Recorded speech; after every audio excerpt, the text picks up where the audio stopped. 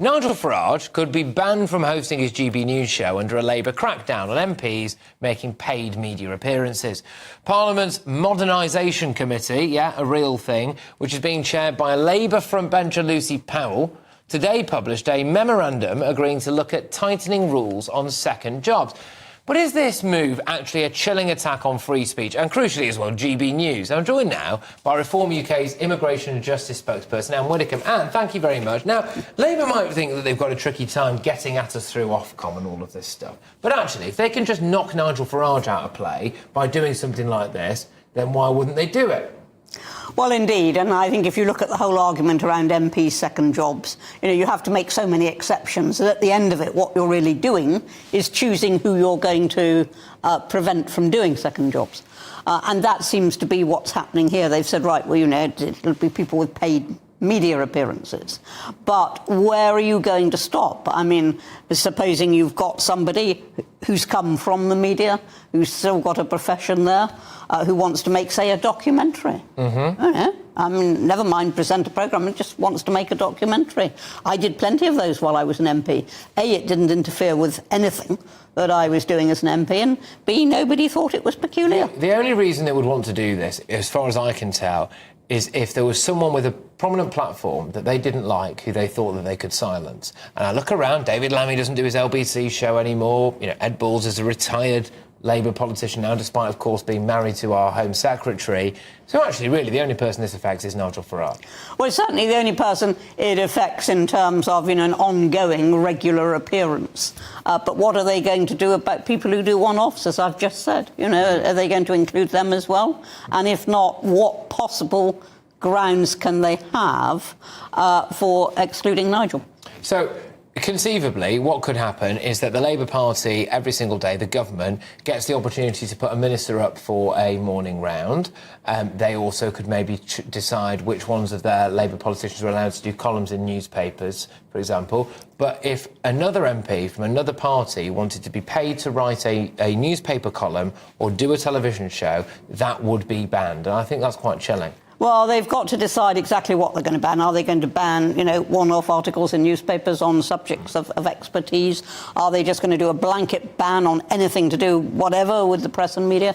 What are they going to do? They haven't actually told us, Patrick. We don't know. No. There is an argument, though, and some people really do fully subscribe to this argument, that if you're elected to be an MP for a particular constituency, then your entire sole focus should singularly be on that.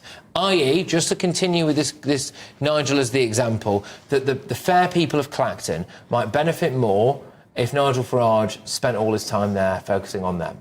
I can't imagine anything worse than a parliament full of people who have no connection with the outside world beyond the job that they actually do. I can't imagine anything worse. And then, of course, you start on the exceptions. You've got the doctors, the dentists. Well, they can't stop practising after, 10 years. Would you want your teeth pulled by somebody who hadn't done it for 10 years? And so the exceptions start, as they always have.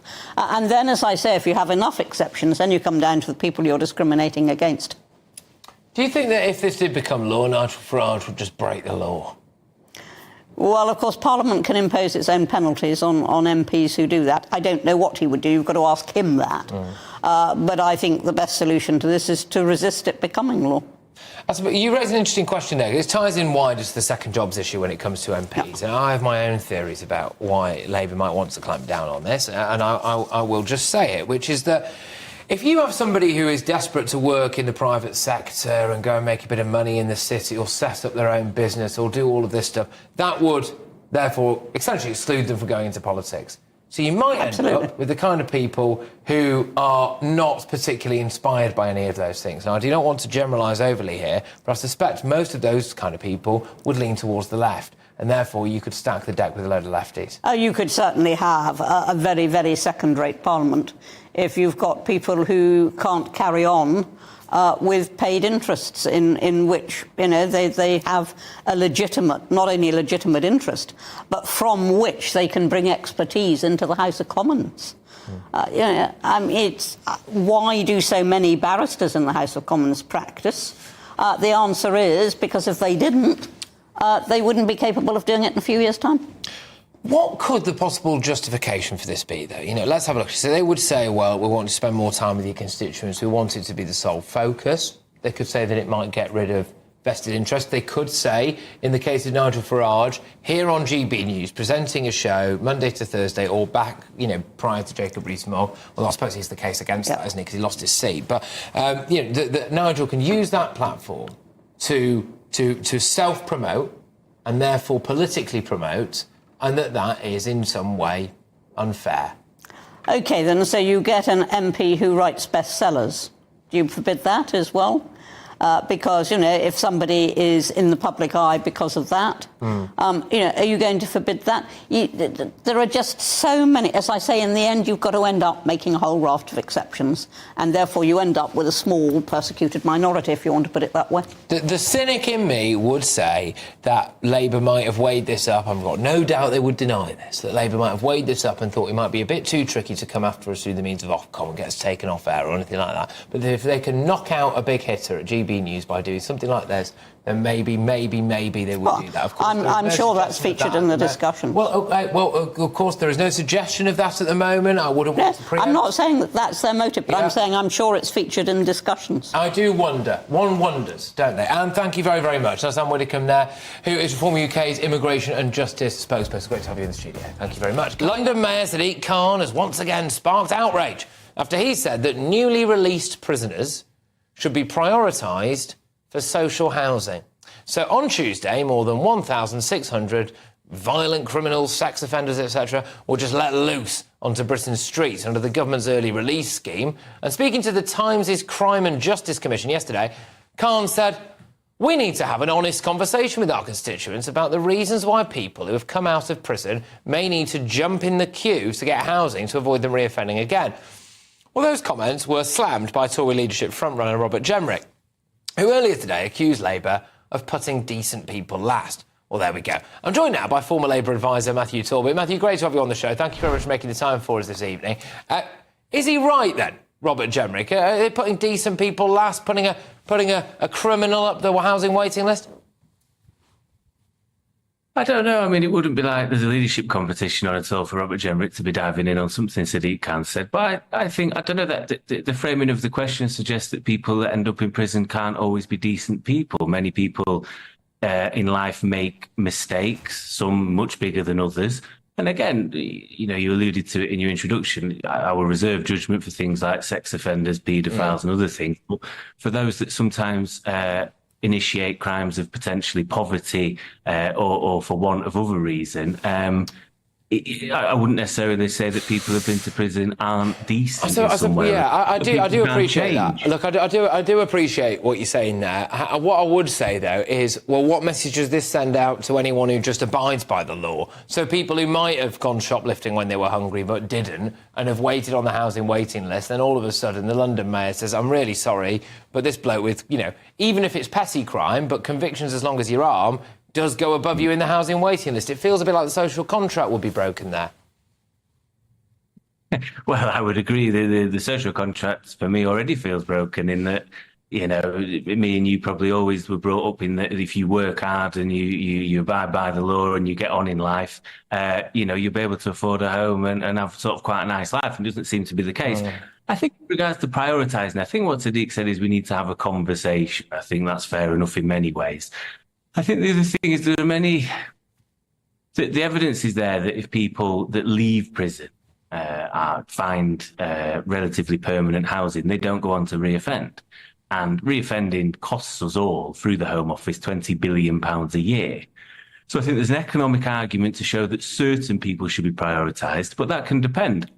Obviously, you can have prisoners that are of old age, that are potentially mentally ill or have learning difficulties, physical disabilities, or maybe fleeing violence or persecution as such from whatever they've been involved in. And I think, you know, how you prioritise those and for those that are already on the waiting list is a tricky thing. I think the main thing is we need to be building more housing. Yeah, we do need to be building more housing. I just think it plays into the perception that in Britain, very often, it seems to be law-abiding Brits who are at the back of the queue for everything. But on the flip side of that, if we've got to ask ourselves, how do we wish to treat prisoners once all is said and done?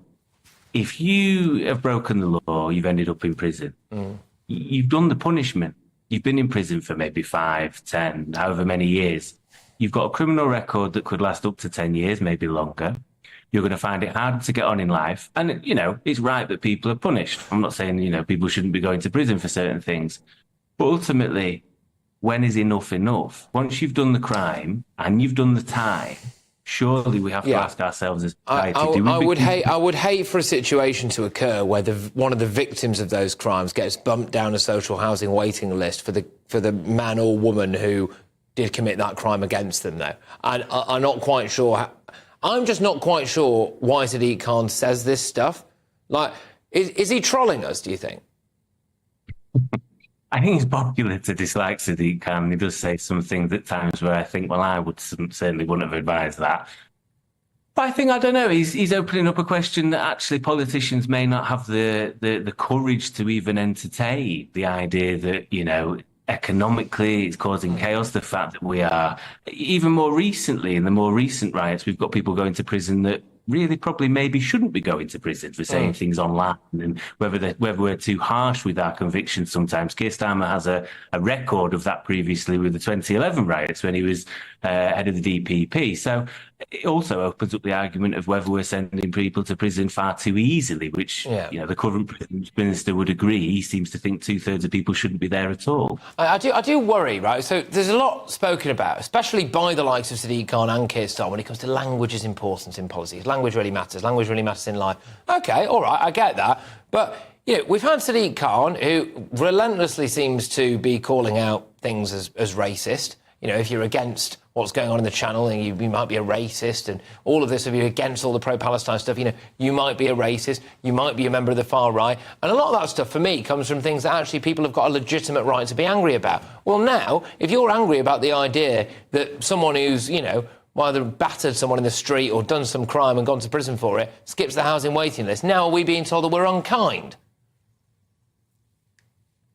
Yeah, I can see your point. I don't think you're unkind, but I think we maybe need to look through the other end of the telescope and actually ask ourselves, what do we want? Do we want a society that gives people second chances, or do we cast aside people for the rest of their lives, which ultimately the victim of a crime may not want, because it may cause another victim of a crime because somebody has felt they need to go and reoffend further because they've not been allowed to get on with their life post-prison. Yeah, no, look, I think we can have a perfectly respectable conversation about this, as indeed we just have. Matthew, massively appreciate your time this evening. You take care. All right, Matthew Talk with our former Labour advisor.